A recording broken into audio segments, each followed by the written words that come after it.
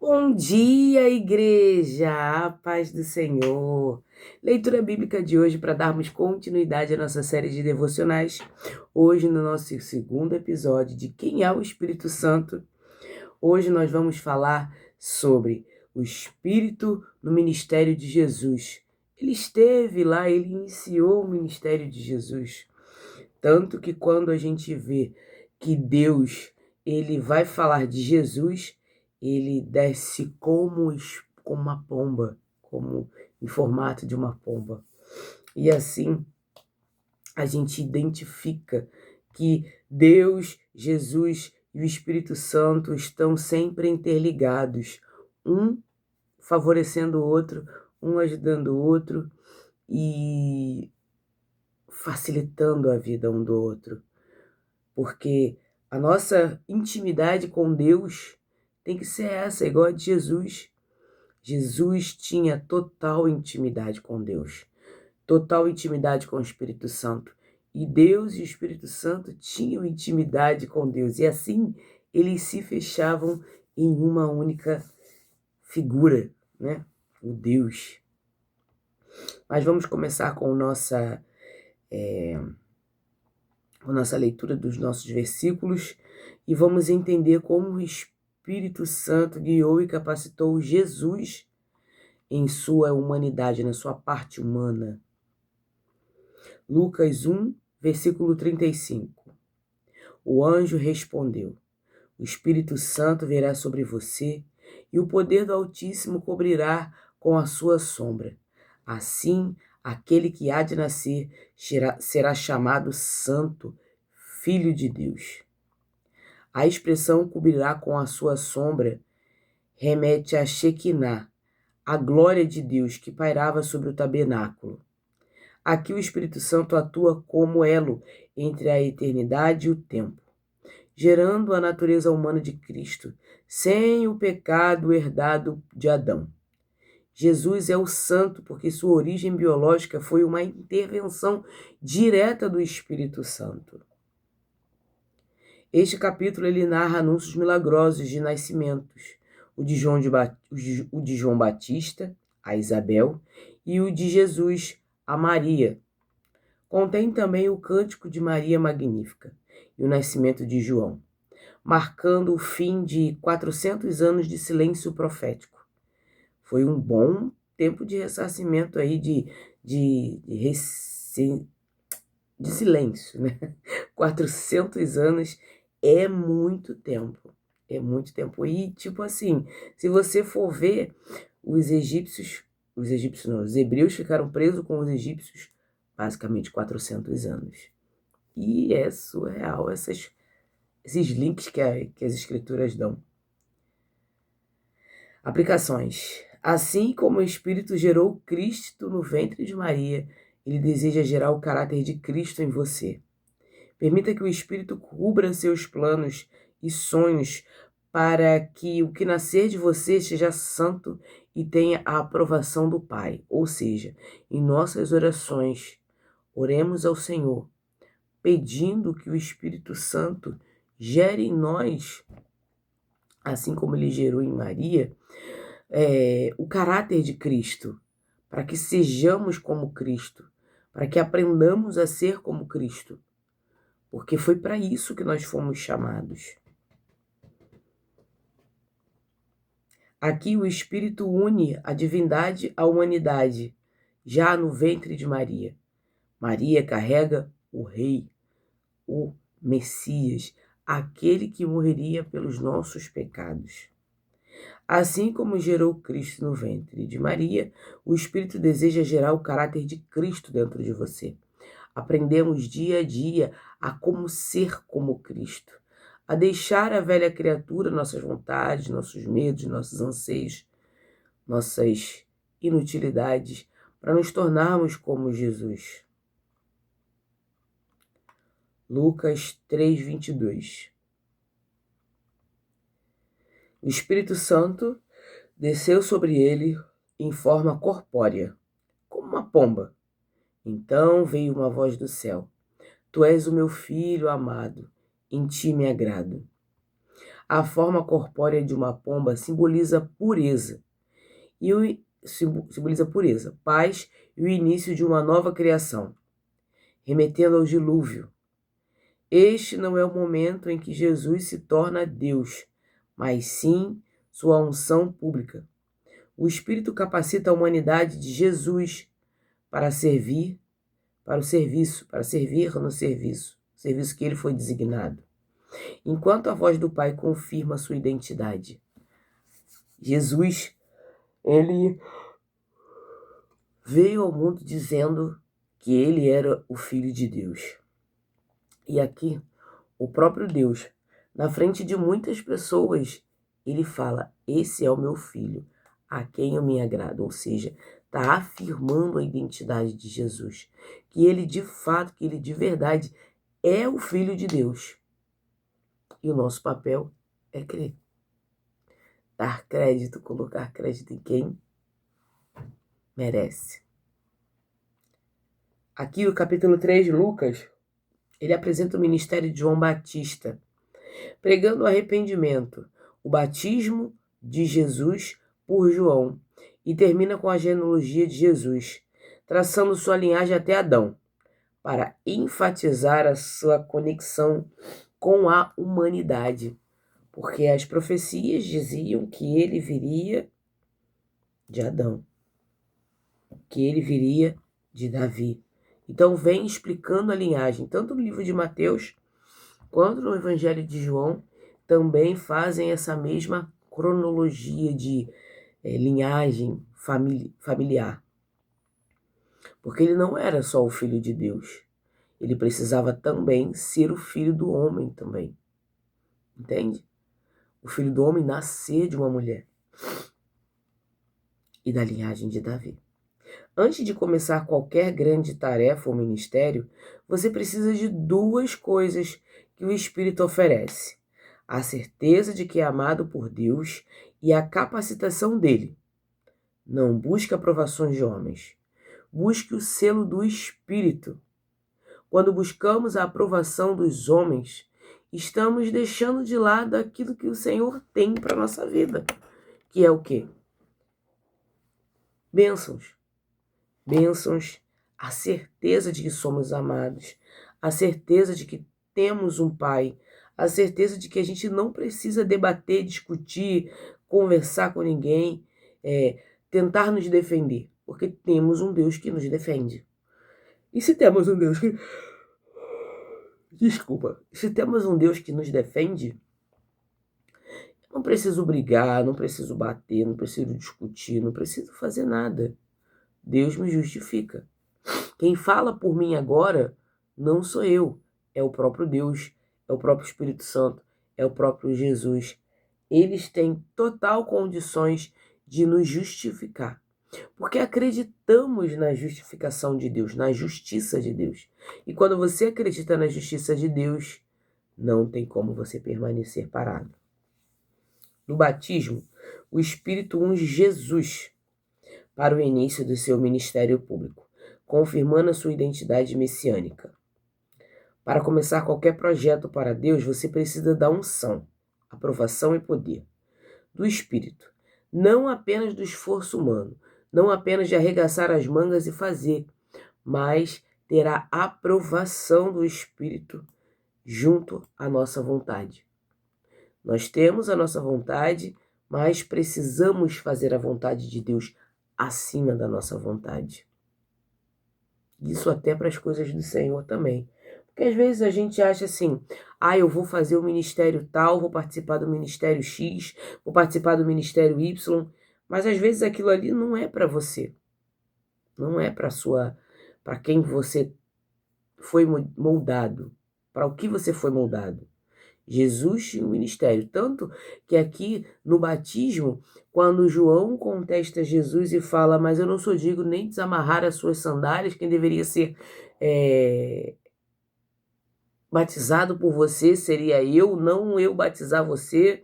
E Jesus responde a ele: João, vamos seguir a ordem da coisa? É para você me batizar nesse momento? Vamos lá. Então, até para isso, Deus tem uma ordem e uma organização. E se ele o próprio Deus tem uma organização para nossas vidas, nossa maior solução é a obediência. Mateus 4, versículo 1. Então Jesus foi levado pelo Espírito ao deserto para ser tentado pelo diabo, ou seja, o Espírito Santo levou Jesus Cristo. O verbo levado sugere uma direção divina intencional. Foi intencional de Deus levar Jesus ao deserto. O Espírito não levou Jesus ao deserto para que ele caísse, mas para que ele fosse testado e aprovado. A tentação serviu para demonstrar que Jesus era superior a Adão e ao povo de Israel, que eles falhavam nos seus próprios desertos. Assim como a gente. Se olharmos hoje, vamos para desertos que são nossos e muitas das vezes a gente falha. Quando uma pessoa vem discutir com a gente e a gente discute junto, que a gente retruca, quando a gente é posto à prova numa tentação de algo que a gente deveria renunciar e a gente cai. Então, se não pedirmos perdão a Deus, e quanto é tempo, nós vamos viver para sempre no deserto. Entende? Então, o deserto ele é local de passagem. Se você vê, Jesus foi para o deserto, mas ele saiu do deserto. Passou lá o tempo dele, os 40 dias lá, mas ele saiu do deserto. Então, se Jesus saiu do deserto porque ele enfrentou com o quê? Com o poder da palavra, com o poder da palavra de Deus, nós também, se confiarmos na palavra de Deus, se confiarmos em Deus, também vamos passar pela prova e pela aprovação, pelo deserto, e vamos ser aprovados. Por isso que eu sempre digo aqui, não pergunte o porquê você está passando tal coisa. Pergunte o para quê. Para que você consiga sair o quanto antes. Entende? O capítulo 4, ele detalha 3 tentações de Jesus no deserto. E a sua vitória usando a palavra de Deus. Após isso, Jesus começa a pregar na Galileia, chama seus primeiros discípulos, Pedro, André, Tiago e João, e realiza inúmeras curas, atraindo multidões. Quem não quer um Deus poderoso que cura, perdoa pecados, ajuda, ensina, orienta e o principal, tem poder? Quem não quer? Eu quero ele todos os dias para a minha vida. Quero Jesus Cristo todos os dias na minha vida. Sem ele, nem existo. Não confio na minha força. Mas com ele e com a palavra, aí eu consigo ser forte. Eu consigo me fortificar. E é diferente, tá? Nem todo deserto é sinal de pecado ou afastamento de Deus. Às vezes o próprio Espírito nos conduz a fases de isolamento e prova para forjar nossa autoridade espiritual e nossa autonomia também. Não adianta a gente pegar e sentar, aprender algo se a gente não vai exercitar. Precisamos exercitar para assim a gente ter autonomia, para poder falar com Deus, conversar com Deus, trabalhar, viver a nossa vida. Porque para a gente passar na prova, a gente precisa ser aprovado. Porque senão a gente vai viver na prova. Por isso que a gente precisa estudar as Escrituras, aprender do Senhor cada vez mais, para quando vier o dia da prova, o dia da aprovação, podermos passar e sermos forjados para ter uma autoridade, uma autonomia espiritual. E se você está no deserto, meu irmão, minha irmã, confia que quem o levou até lá. O próprio Deus, o próprio Espírito Santo. Eles estão aí com você no seu deserto.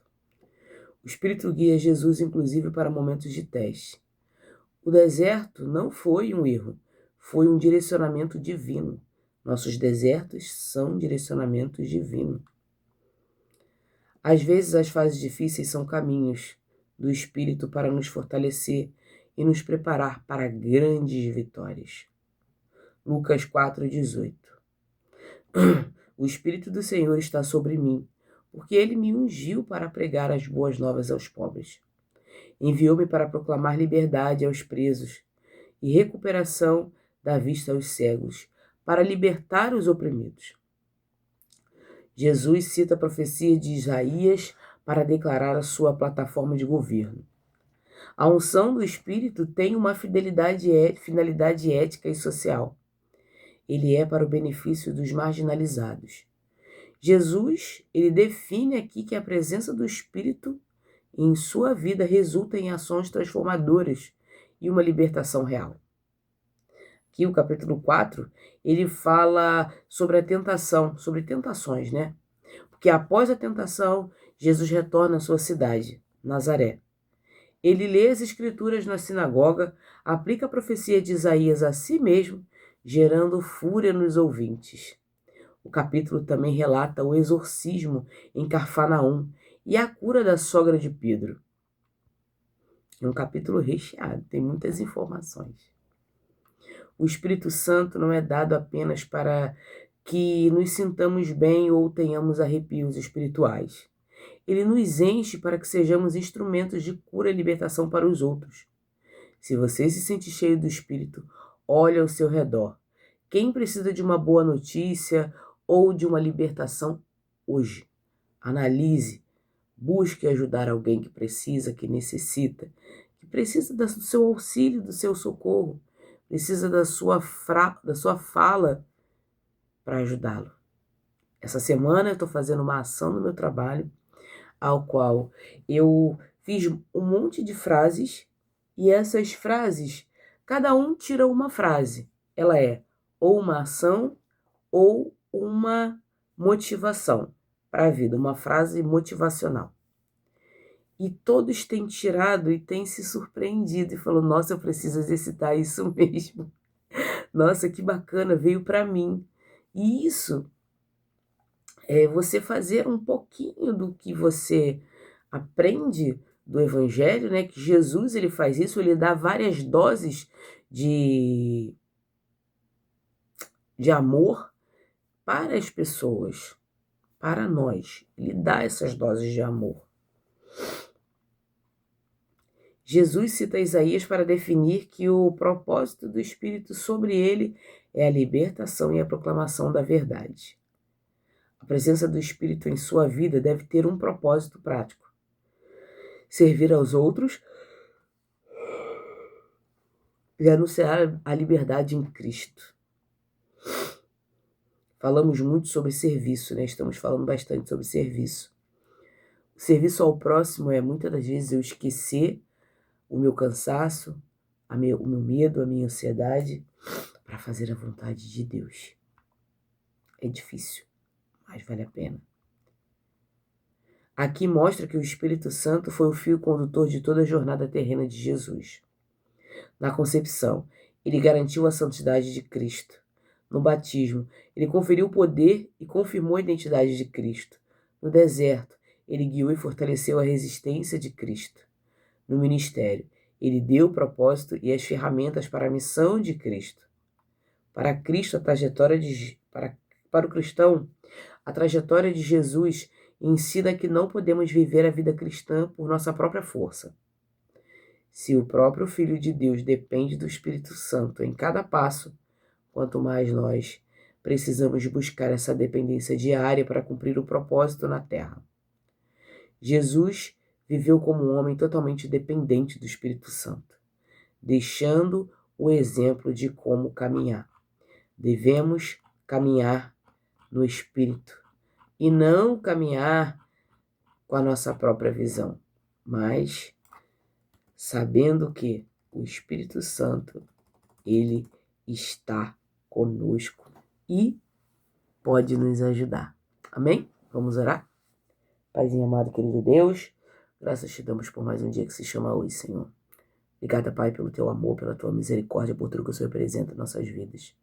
Tome, Senhor, em tuas mãos este dia, perdoe nossos pecados, nossas falhas e nos ajude, Senhor, a ser melhor para o Senhor. Perdoa-nos, guia-nos, dirige-nos e eu te peço, Pai, toma cada milímetro da minha vida. Espírito Santo de Deus, venha sobre nossas vidas, nos guiando, nos protegendo, nos ajudando, principalmente nos aconselhando. Dirija nossos passos e nos ajude. Hoje eu oro e já te agradeço em nome de Jesus. Amém.